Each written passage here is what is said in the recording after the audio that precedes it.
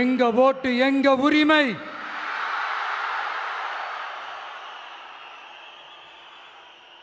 எங்களை யாரும் விலைக்கு வாங்க முடியாது.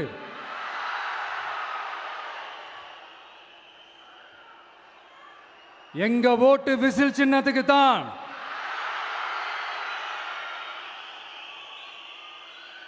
யாரையும் நம்பி ஏமாற மாட்டோம். எங்க வார்த்தையிலிருந்து மாற மாட்டோம். இது நிஜம். தேங்க்யூ.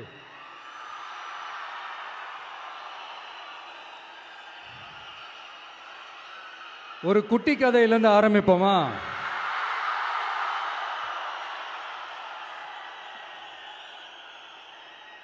ஒரு பெரிய ஊர், ஒரு 4 ரோடு ஜாயிண்ட் ஆகிற மாதிரி ஒரு ஜங்ஷன்,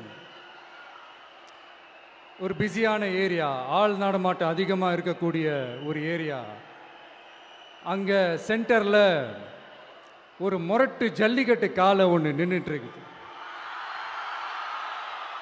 காலில் மண்ணை வீசிக்கிட்டு சீறிக்கிட்டு அப்படியே நின்றுட்டு இருக்குது. யாருமே பக்கத்தில் போக முடியல. அந்த இடம் ஒரு கேஷுவலாக மாறணும் அப்படின்னா அந்த காளையை அடக்கி அமைதி ஆக்கினா தான் மறுபடியும் ஒரு பேக் டு நார்மல் சுச்சுவேஷனுக்கு அந்த இடம் மாறும். அந்த ஊரில் இருக்கிற ஒரு சில பேருக்கு மட்டும்தான் அந்த காளை அடங்கும். அவங்க யாருமே அங்கே இல்லை. ஆனால் அந்த க்ரௌடில் இருந்த ஒரு சில பேர், ஆல்ரெடி அந்த காளையை அடக்கணவங்களோடு இருந்த ஒரு சில பேர், எங்களுக்கு இல்லாத அனுபவமா? நாங்க பார்க்காத காளையா? நாங்க பார்க்காத மாடா? நாங்க போய் அடக்குறோம்னு சொல்லிட்டு உள்ள போறாங்க. ஒருத்தராலையும் அந்த காளையை தொடக்கூட முடியல. எல்லாரையும் அடிச்சு வீசி தூக்கி போட்டுருச்சு. இப்ப என்னடா பண்றது அப்படின்னு பார்க்கும்போது அந்த கூட்டத்தை விலக்கிட்டு ஒரு சின்ன பையன் ஒரு என்ட்ரி ஒன்று கொடுக்குறான். உங்களுக்கு தான் தெரியும்ல, டேய் எங்களாலே முடியல,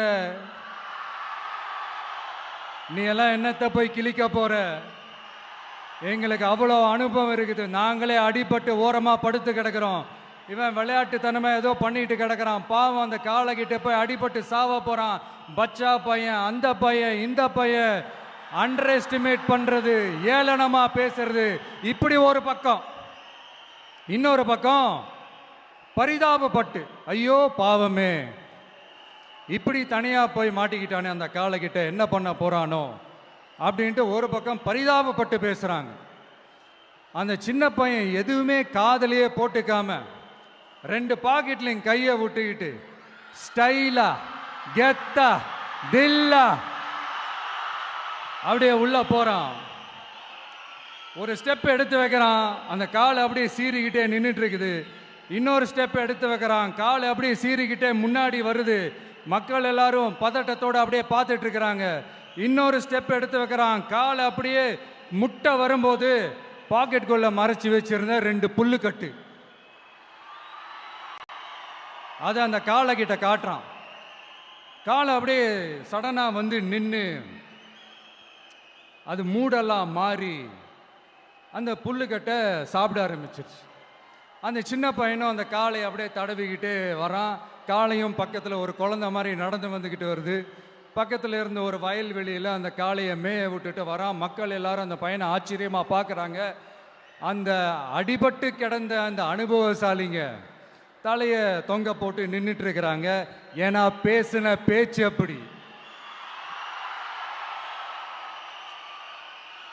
வாய் இருக்குன்றதுக்காக நக்கலுமா நையாண்டியுமா நச நச நச நசன் ஒரே பேச்சு. என்ன பண்றது, தலையை குனிஞ்சு அப்படியே நின்றுட்டு இருக்கிறாங்க.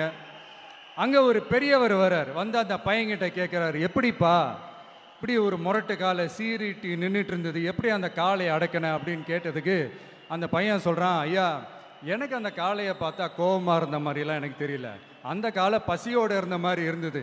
அதனால தான் அந்த புல்லுக்கட்டை காமிச்சவனை ஓகே நமக்கு தேவையானது கிடச்சிருச்சு அப்படின்னோடனே அந்த புல்லுக்கட்டை சாப்பிட்டுட்டு நம்மளோட அப்படியே ஜாலியாக வாக்கிங் வந்துருச்சு அப்படின்னு சொன்னான்.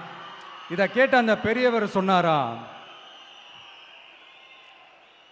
இந்த சின்னவங்க பெரியவங்க அனுபவம் இருக்கிறவங்க அனுபவம் இல்லாதவங்க இதெல்லாம் விஷயமே கிடையாது. யாரா இருந்தாலும் அந்த சூழலுக்கு ஏற்ற மாதிரி அந்த சிச்சுவேஷனுக்கு தகுந்த மாதிரி என்ன பண்ணி அந்த ப்ராப்ளமை சால்வ் பண்ணுறான், ஏது பண்ணி அந்த ப்ராப்ளமை சால்வ் பண்ணுறான், அதுதான் விஷயமே, அதுதான் மேட்ரு. ஸோ நீ சூப்பர்ப்பா, என்ன ப்ராப்ளம் வந்தாலும் நீ சால்வ் பண்ணிடுவ அப்படின்னு முதுகில் தட்டி கொடுத்துட்டு அந்த பெரியவர் போகிறார். இப்போ அந்த கதையில் அந்த முரட்டு ஜல்லிக்கட்டு காலை தான் நம்ம தமிழ்நாட்டு அரசியல் களம். அந்த பெரியவர் தான் நம்ம தமிழக மக்கள். அந்த பாக்கெட்டுக்குள்ள ஸ்டைலா தில்லா கெத்தா ஒருத்தன் உள்ள வந்தான் பாருங்க, அவன்தான்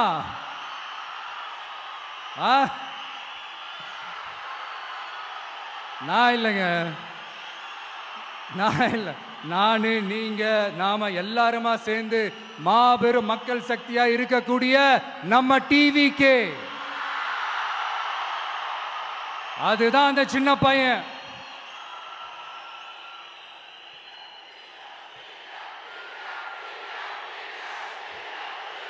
தேங்க்யூ தேங்க்யூ தேங்க்யூ.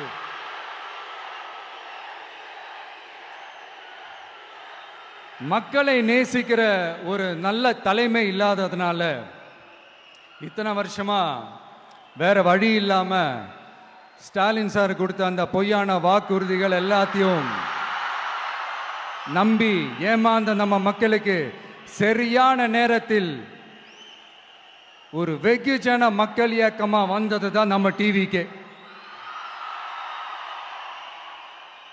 அந்த முரட்டு ஜல்லிக்கட்டு கால கதை ஏன் சொன்னோம், எதுக்கு சொன்னோம், யார் யாருக்கெல்லாம் சொன்னோங்கிறது புரிய வேண்டியவங்களுக்கு புரியும்னு நினைக்கிறேன்.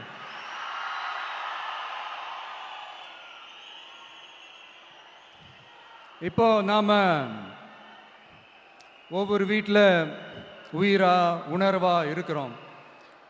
ஆனால் நான் உங்கள் எல்லாரையும் நேரில் சந்திக்கணும், நீங்கள் இருக்கிற ஊருக்கே உங்களை சந்திக்கணும் அப்படின்றது தான் எனக்கு மனசில் இருக்கிற ஒரு பெரிய ஆசை. ஆனால் அந்த சிச்சுவேஷன் ஒரு எதிர்கட்சியாக இருந்து கேள்வி கேட்டுட்டு இருக்கிற இந்த நேரத்தில் நமக்கு எதிராக என்ன சூழ்ச்சிகள்லாம் நடக்குதுன்றது உங்கள் எல்லாருக்குமே நல்லா தெரியும். அதனால் இப்போ உங்களுக்கு ஒரு வாக்குறுதியை கொடுக்குறேன், நம்மளுடைய ஆட்சி அமைஞ்சதும் ஒவ்வொரு கிராமத்துக்கும் நான் நேரடியா என்னுடைய சொந்தங்களாகிய உங்க எல்லாரையும் நான் சந்திக்கிறேன்.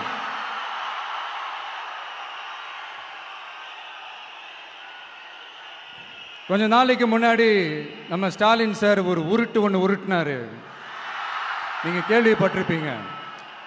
இப்போ வரப்போற எலெக்ஷன் எதுக்கான எலெக்ஷன்? நம்ம சட்டமன்ற தமிழ்நாடு சட்டசபைக்கான ஒரு தேர்தல் இல்லையா?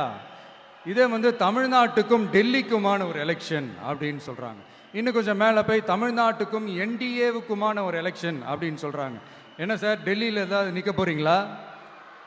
அப்புறம் ஏன் தமிழ்நாட்டுக்கும் டெல்லிக்குமான ஒரு எலெக்ஷன் சொல்றீங்க? அப்புறம் இது ஏதாவது பார்லிமெண்ட் எலெக்ஷனா, பிரதமர் பதவிக்கு ஏதாவது போட்டி போடுறீங்களா? அப்புறம் ஏன் அதை தமிழ்நாட்டுக்கும் என்டிஏவுக்குமான ஒரு எலெக்ஷன் சொல்றீங்க? எங்களுக்கு புரியலையே சார், இது என்ன லாஜிக்னு எங்களுக்கு புரியலையே. எந்த எலெக்ஷனை எப்படி டீல் பண்ணணும், எப்படி ஹேண்டில் பண்ணணுன்றது நம்ம தமிழ்நாட்டு மக்களுக்கு தெளிவாக தெரியும். நம்ம தமிழ்நாட்டு மக்கள் மாதிரி ஒரு தெளிவான மக்களை நீங்க பார்க்கவே முடியாது. சூப்பர் கிளாரிட்டியோட சூப்பர் மக்கள் சார் நம்ம மக்கள்.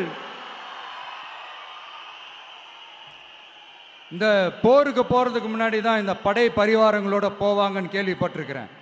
ஆனா நீங்க என்னடானா இந்த ஒன்றுத்துக்கும் உதவாத இந்த பால் டப்பாவை உருட்டிக்கிட்டு இருக்கீங்களே சார். உண்மையிலே இந்த எலெக்ஷன் எதுக்கான எலெக்ஷன் சொல்லட்டுமா?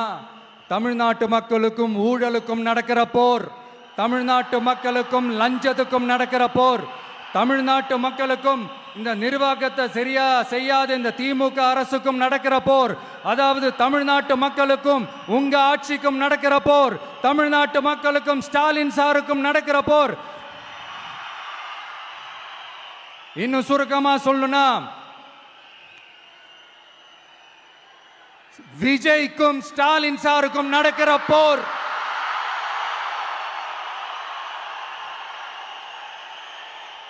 இதுக்கு நடுவுல இந்த என்டிஏ டெல்லி இதெல்லாம் என்ன லாஜிக்னே புரிய மாட்டேங்குது சார்.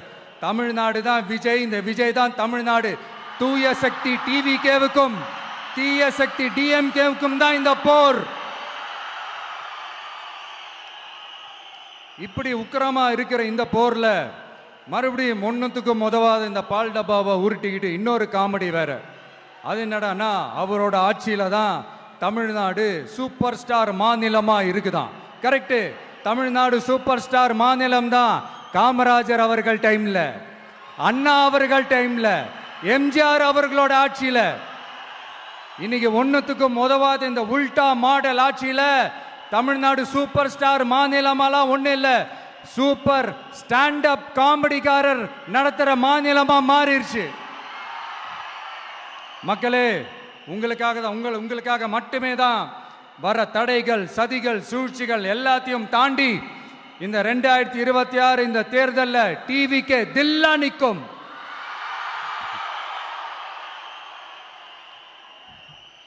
இதுவரைக்கும் நடந்த எலெக்ஷன் வேற, இப்ப நடக்க போற எலெக்ஷன் வேற. ஒவ்வொரு 5 இயர்ஸுக்கும் நடக்கிற எலெக்ஷன் மாதிரி இதை நினைச்சிடாதீங்க. 50 வருஷத்துக்கு ஒரு வாட்டி நடக்க போற ஒரு எலெக்ஷன் மாதிரி இது. அதிசய எலெக்ஷன். ஒரு எலெக்ஷன்ல அவங்களோட எதிரிகளை தான் எதிர்ப்பாங்க, அப்படிதான் எதிர்ப்பாங்க, அதுதான் யதார்த்தமும் கூட. ஆனா இந்த எலெக்ஷன்ல தான் ஒட்டுமொத்தமா எல்லாருமா சேர்ந்து ஒருத்தனை எதிர்க்கிறாங்க. ஒட்டுமொத்தமா எல்லாருமா சேர்ந்து இந்த விஜயை எதிர்க்கிறாங்க. ஏன்னா இந்த விஜய் ஊழலை எதிர்க்கிறான், லஞ்சத்தை எதிர்க்கிறான், மக்களோட மக்களா நிக்கிறான். அந்த மக்கள் அவன் கூட நிக்கிறாங்க. அந்த காண்டு எப்படி, அந்த காண்டு தான் ஒட்டுமொத்தமா எல்லாருமா சேர்ந்து ஒருத்தனை எதிர்க்க காரணம். நீங்க எப்படி வேணா எதிர்த்துக்காங்க, ஆனா போட்டி ரெண்டு பேருக்கு நடுவுல தான். ஒண்ணு இன்னொன்னு. இந்த எலெக்ஷன் டேல மேக்சிமம் என்ன பண்ணுவீங்க? போவீங்க, ஓட்டு போடுவீங்க, வருவீங்க, அவ்வளவுதான் உங்களுடைய பார்ட்டிசிபேஷன். ஆனா இந்த எலெக்ஷன்ல நீங்க பங்கெடுத்துக்க போறீங்க. எஸ், உங்க வீட்டில் இருக்கிற ஒரு விஜய் தான், உங்க வீட்டில் இருக்கிற ஒரு விஜய் தான் வேட்பாளரா நிக்க போறாங்க. உங்க வீட்டில் நிக்கிற ஒரு வேட்பாளர்னா அப்போ உங்க வீட்டில் இருக்கிற மற்றவங்க எல்லாருமே வாக்காளர்கள் தானே. உங்க அம்மா, உங்க அப்பா, உங்க அண்ணன், உங்க தம்பி, உங்க சொந்தம் டிவிக்கே வேட்பாளர் அப்படின்னா அப்போ உங்க ஓட்டு விசில் சின்னத்துக்கு தான் எல்லாருக்குமே தெரியும். ஏன், நம்மளோட எதிரிங்களுக்கு கூட அது நல்லாவே தெரியும். அதனாலதான் நமக்கு எதிராக அவ்வளவு அவதூறு பரப்புறாங்க. என்னென்ன அவதூறு பரப்புறாங்கன்றது உங்களுக்கே நல்லா தெரியும். ஆனா அவங்களுக்கு தெரியாது, ஏன் மேல அவதூறு பரப்புனா அது மக்கள் மேல அவதூறு பரப்புற மாதிரின்னு. எனக்கு அரசியல் தெரியலன்னு சொன்னா அது மக்களுக்கு அரசியல் தெரியலன்னு சொல்ற மாதிரின்னு. என்ன அசிங்கமா பேசுனா அது மக்கள் அசிங்கமா பேசுற மாதிரின்னு. எனக்கு எதிராக செய்யற ஒவ்வொரு செயலும் அது மக்களுக்கு எதிராக செய்யற செயல் அவங்களுக்கு தெரியாம போச்சு. இந்த விஜயும் மக்களும் வேறு வேறு இல்லை. இந்த விஜயும் மக்களும் ரத்தமும் சதையும் மாறி, உடலும் உயிரும் மாறி, ஒன்னிலிருந்து ஒண்ண பிரிக்கவே முடியாது. எஸ், சென்சிட்டிவான சென்டிமெண்ட், அது சென்சிட்டிவான சென்டிமெண்ட்.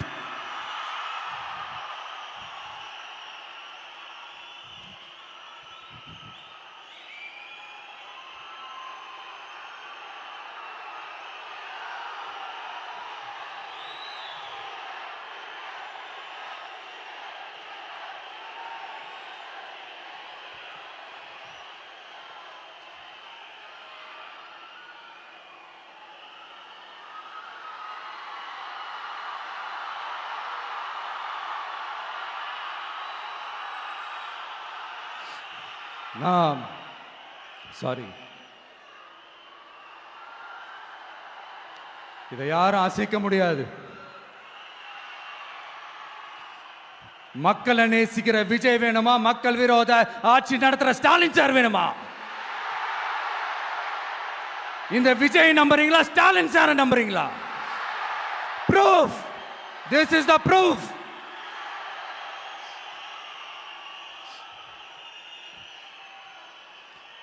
இந்த தீய சக்தி, ஊழல் சக்தி, இதெல்லாம் ஏன் சொல்றோம், எதுக்கு சொல்றோம், யாரை சொல்றோன்றதெல்லாம் மக்களுக்கு தெளிவாக தெரியும்.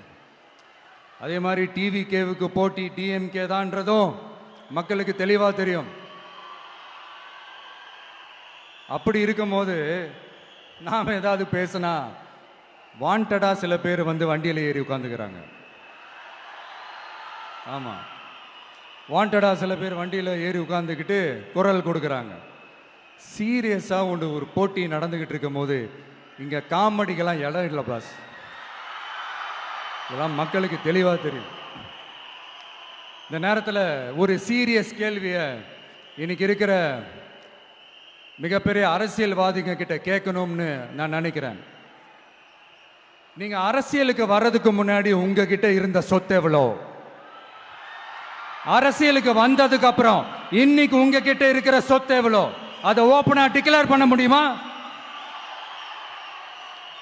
அப்படி வந்த காசெல்லாம் என்னென்ன தொழில் செஞ்சு வந்துச்சு, என்ன வேலை செஞ்சு வந்துச்சு, உண்மையிலே நீங்க உழைச்சி சம்பாதிச்ச காசா, இல்ல ஆட்சி அதிகாரத்துக்கு வந்ததுக்கு அப்புறம் ஆட்டைய போட்ட காசா?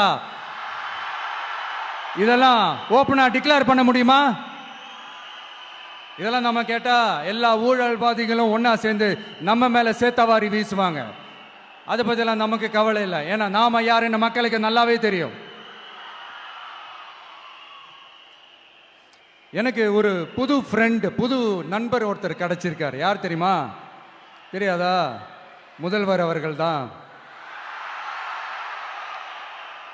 இப்போ ஒரு நிருபர் ஒருத்தர் கேட்ட கேள்விக்கு எனக்கு எதிரிகள்லாம் யாரும் இல்லை, அவங்க எல்லாருமே எனக்கு நண்பர்கள் தான் அப்படின்னு சொன்னாங்களே. அப்படி நாங்கெல்லாம் உங்களுக்கு நண்பர்கள்னா அப்புறம் ஏன் சார் கரூர் விஷயத்துல ஏன் மேல பழி தூக்கி போட்டீங்க?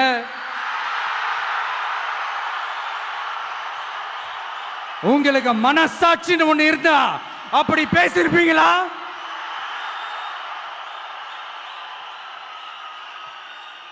அப்படி நாங்களாம் உங்களுக்கு நண்பர்கள்னா ஒரு ஈவெண்ட், ஒரு ஃபங்க்ஷன் நடத்துறதுக்கு ஒரு இடமோ ஒரு பர்மிஷனோ ஏன் கொடுக்க மாட்டேன்றீங்க? எல்லாத்தையும் நீங்களே பண்ணிட்டு போற போக்கில் அப்படியே பொய்களா அடிச்சு விட்டுக்கிட்டு இருக்கீங்க. உங்களோட உண்மையான நண்பர்கள் யாருன்னு சொல்லட்டுமா? லஞ்சம், ஊழல், அரசியல் ஆதாயம், இதெல்லாம் தான் உங்களோட உண்மையான நண்பர்கள். பர்சனலா நீங்க எப்படி வேணா இருந்துக்கங்க சார், நமக்கு அதை பத்தி கவலை இல்லை, நமக்கு அது அவசியமும் இல்லை. ஆனா உங்க ஆட்சி தான் தப்பான ஆட்சி, தமிழ்நாட்டுக்கு தேவையில்லாத ஆட்சி. கொஞ்ச நாளைக்கு முன்னாடி கற்பனையா ஒரு விஷயம் ஒன்று சொன்னேன். இந்த முதல்வர் கூட விசில் சின்னத்துக்கு தான் வாக்களிப்பாரு அப்படின்ட்டு கற்பனையா ஒன்று சொன்னேன். ஆனா இன்னைக்கு நிஜமாவே நமக்கு ஆதரவா ஒரு கோஷத்தை எழுப்பியிருக்கிறாங்க. அது என்ன தெரியுமா? எங்க வாக்கு சாவடி வெற்றி வாக்கு சாவடியா. அதுக்கு அர்த்தம் என்ன தெரியுமா? எங்க வாக்கு சாவடி விஜய் வாக்கு சாவடின்னு அர்த்தம்.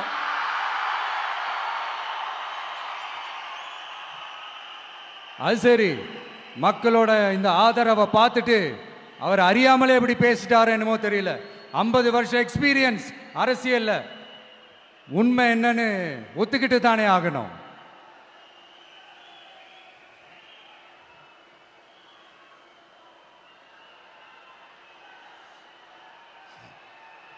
ஜனநாயகம்ங்கிறது பெரும்பான்மை ஆட்சி அதிகாரம் சார்ந்தது மட்டும் இல்லை, சிறுபான்மை மக்களின் உரிமைகள் உணர்வுகளும் புனிதம்னு நினைச்சு அதையெல்லாம் காப்பதற்கு பெயர் தான் ஜனநாயகம்னு 1963 அறிஞர் அண்ணா பார்லிமெண்ட்ல பேசினதை நாம இங்க சொல்றது ரொம்ப பொருத்தமா இருக்கும். அறிஞர் அண்ணா சொன்னது தான் டிவிகேவோட நிலைப்பாடும். இந்த ஸ்டாண்ட்ல நாம 100% உறுதியா இருப்போம். யாருக்காகவும் எதுக்காகவும் இதுல சமரசமே கிடையாது. மதச்சார்பற்ற சமூக நீதி தன்மை தான் நம்ம அடிப்படை கொள்கைகள் ஒன்று, அதில் எந்த மாற்றமும் எப்பவும் கிடையாது. ஆனால் இதெல்லாம் மறந்துட்டு எப்படியாவது எதையாவது செஞ்சு ஓட்டு வாங்குறதுக்காகவே இங்கே சில பேர் இருக்கிறாங்க. அவங்கள மாதிரி நமக்கு அப்படி சில பிரச்சனைகள்ல எரியற நெருப்புல எண்ணெய ஊத்துற எண்ணமே இல்ல.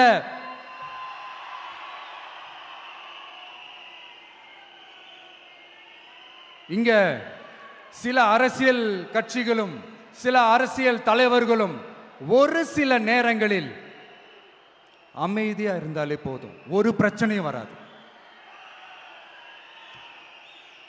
இப்போ கரண்ட்ல இருக்கிற சில பிரச்சனைக்கு வருவோம். இந்த கரண்ட் பிரச்சனைக்கு வருவோம். மாசம் மாசம் கரண்ட் பில் கட்டுற மாதிரி மாத்துவோம்னு சொன்னீங்களே, செஞ்சீங்களா? நிறைய வீடுகளில் 100 யூனிட் தான் அந்த கரண்ட்டு செலவாகுது ஒரு மாசத்துக்கு. மாசம் மாசம் நீங்க அந்த பில்லு கொடுத்தீங்கன்னா அவங்களுக்கு அது ஃப்ரீ ஆயிடும். அவங்க அந்த காசு கட்ட தேவையே இல்லை. ஆனா 2 மாசத்துக்கு ஒரு வாட்டி அந்த பில்லு கொடுத்தீங்கன்னா, இப்போ சப்போஸ் அது 200 யூனிட்டுக்கு மேல போச்சுன்னா அது அவங்களுக்கு ஒரு மிகப்பெரிய சுமை தானே. இது எந்த கணக்கில் எடுத்துக்கிறது? ஒரு மாதிரி ஒரு மாடர்ன் கரப்ஷன் அப்படின்னு எடுத்துக்கலாமா? அடுத்து பஸ் வசதி. நிறைய கிராமங்களில் பஸ் வசதி இல்லைன்னு சொன்னா இந்த ஒட்டுமொத்த திமுக அரசும் கத்திக்கிட்டு வந்துருவாங்க. நாங்க பஸ் விடாத கிராமங்களே இல்லை அப்படின்னு சொல்லுவாங்க. அப்படியே அது உண்மை அப்படின்னா முதல்வர் அவர்கள் கிட்ட நம்ம தங்கச்சி ஒருத்தவங்க ஒரு கேள்வி கேட்டாங்களே, எங்க ஊருக்கு ஒரு மினி பஸ் ஆவது விடுங்க சார் அப்படின்னு கேட்டாங்களே, அது எந்த கணக்கில் எடுத்துக்கிறது? நிறைய மலை கிராமங்கள்ல பஸ் வசதி இல்லை, நிறைய மலை கிராமங்கள்ல ஹாஸ்பிட்டல் வசதி இல்லை. இது ரெண்டுமே எவ்வளவு முக்கியமான ஒரு விஷயங்கள். பஸ் வசதியும் ஹாஸ்பிட்டல் வசதியும் இல்லாததுனால வீட்டிலேயே பிரசவம் பார்க்கிற அந்த ஆபத்து இருக்குதுன்னு எவ்வளவு நியூஸ் பார்க்கிறோம். இதெல்லாம் எந்த கணக்கில் சேர்த்துக்கிறது? அடுத்து இது எல்லா மீட்டிங்லயும் பேசுறதுதான், பெண்களுக்கு பாதுகாப்பு நம்பர் 1 இருக்குது தமிழ்நாட்டில் அப்படின்னு சொல்றாங்க. அப்புறம் அது என்ன, வி சேஃப் மாடலா? பெண்கள் என்ன சொல்றாங்க தெரியுமா? அது வி சேஃப் மாடல் இல்ல, வி ஆர் நாட் சேஃப் மாடல்னு சொல்றாங்க. இப்படி இருக்கிறப்போ தமிழ்நாட்டில் எங்க போனாலும் பெண்களுக்கு பாதுகாப்பு அப்படியே கொட்டி கிடக்குதான். இப்படி சொன்னா எப்படி சார்? கேட்கிறவங்க என்ன கேசரி சாப்பிடுறாங்கன்னு நினைச்சீங்களா?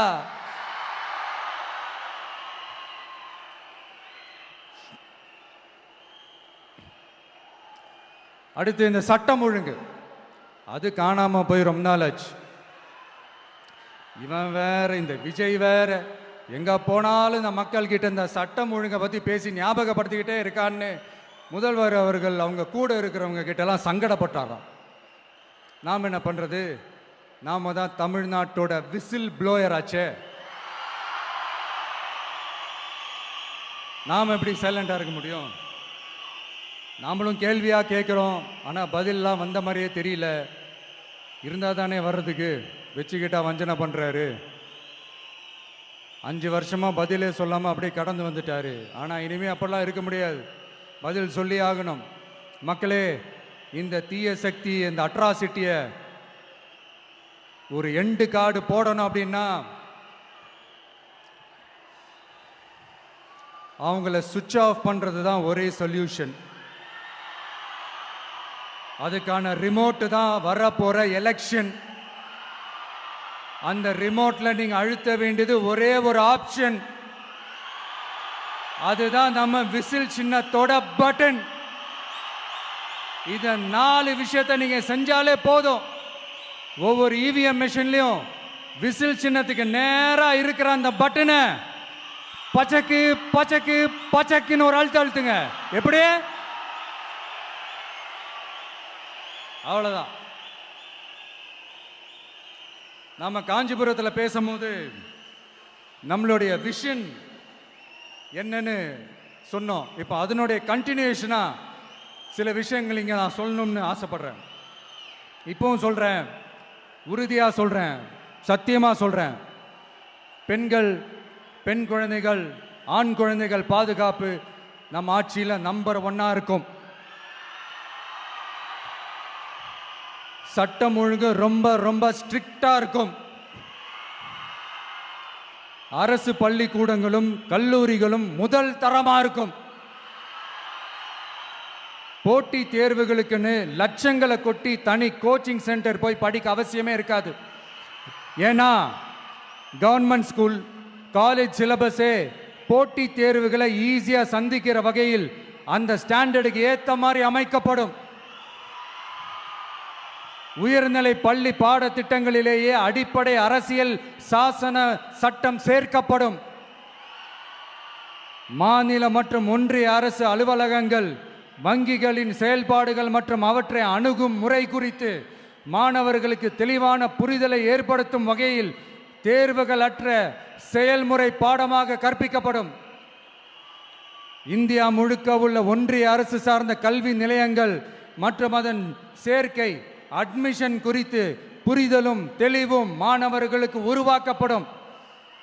அனைத்து அரசு பள்ளிகளிலும் பெண் குழந்தைகளுக்கு சுத்தமான, சுகாதாரமான மற்றும் தரமான கதவுகள் பொருத்தப்பட்ட ரெஸ்ட் ரூம்கள் அமைப்பது உறுதி செய்யப்படும். போதைப் பொருட்கள் இல்லாத தமிழகம் உருவாக்கப்படும். மாவட்ட கலெக்டர்கள் மற்றும் எஸ்பிக்களில் சரி பாதி பெண்களாக இருக்கும்படி செய்வோம்.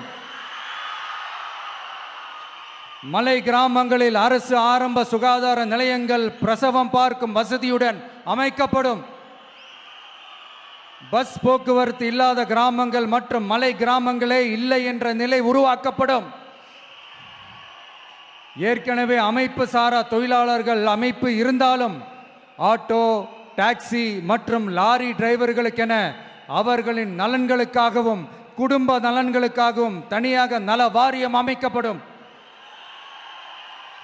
தென் தமிழகம் உட்பட தமிழகத்தின் தேவையான பகுதிகளில் தொழிற்சாலைகள் அமைக்கவும் தொழில் வளம் பெருக்கவும் தனி கவனம் செலுத்தப்படும். விவசாயிகள், மீனவர்கள் மற்றும் நெசவாளர்களின் கருத்துக்களை அறிந்து அவர்களுக்கான திட்டங்கள் காலத்தின் தேவைக்கேற்ப உருவாக்கப்படும். இப்போ நம்ம ஸ்டாலின் சார் அறிவாலயம் பக்கத்தில் யாரு நடந்து போனாலும், அறிவாலயம் பக்கத்தில் யாரு நிழலுக்கு ஒதுங்கினாலும் கூட்டணியில் சேர்த்துக்கிறாரு. அந்த வச்சிருக்கிற பணத்தில் ஒரு பங்கு ஒன்று கொடுத்து அதுக்கு பேர் கல்லாப்பெட்டி கூட்டணின்னு வச்சிருக்கிறேன். அந்த கல்லாப்பெட்டி கூட்டணியை ரொம்ப கஷ்டப்பட்டு சேர்த்திருக்கிறார். ஆனால் அவருக்கு நான் சொல்றேன், இந்த அறத பழைய கூட்டணி கணக்குகளோ இந்த கொள்ளையடிச்ச பணத்தையே வச்சு எங்க மக்களை ஏமாத்தி எல்லாம் ஜெயிக்க முடியாது. ஏன்னா இது மாபெரும் மக்கள் சக்தியான வித்தியாசமான விசில் புரட்சி எலெக்ஷன்.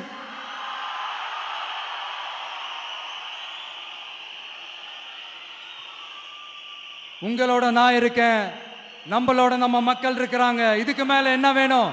கான்பிடென்ட்டா இருங்க, நல்லதே நடக்கும், வெற்றி நிச்சயம். மீண்டும் சந்திக்கும் வரை நன்றி, வணக்கம். என் நண்பர்களே, ஒரு சின்ன ரிக்வெஸ்ட். நான் திருப்பி இங்கிருந்து 4 hours சென்னைக்கு போகணும்.